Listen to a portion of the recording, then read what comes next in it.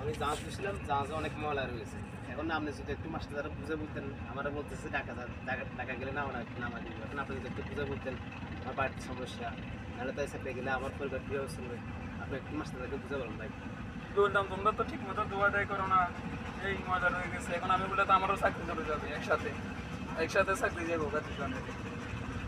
আচ্ছা ঠিক মতো দিবেন না, একটু বুঝে বলেন না ভাই আপনি। কি বলতে আমার তোমাদের কথা তোমরা কইলেও বুঝো না তুমি। দাদা কথা একটু কথা বলো কি সমস্যা? রনির বলে কি জানি কুতুন বলে, রনিরে বলছে ঢাকায় গেলে রনি নাইবে যাবে।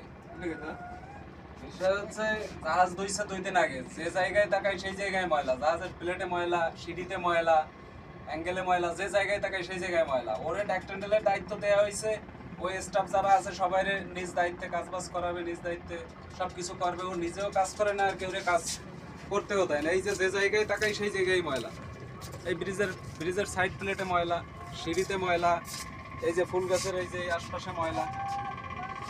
বলো কি করবো এখন? ওরা কি করবো? ফ্যামিলিতে সমস্যা একটু। ফ্যামিলিতে সমস্যা ঠিক আছে, আমি তো রনিরে ভালো জানি, আমি তো রনিরে খারাপ জানি না, আমিও তো ওরে ভালো জানি। আমি চাই না যে রনি জাহাজ চাকরি ছেড়ে চলে যাক। ওরে ভালো জানি বিধায় ওরে ট্যাক্টেন্ডেলের দায়িত্ব দেওয়া হয়েছে, কিন্তু ও তো সেইভাবে কাজবাজ করে না। আর তোমরা চুকানিরা তো এগুলো দেখবা, এগুলো দেখার তোমরা দেখে শুনে রাখবে না কোথায় কি কাজবাজ না করে ট্যাক্টেন্ডেল স্টাফ এগুলোদের দেখাশোনার দায়িত্ব তো তোমাদের।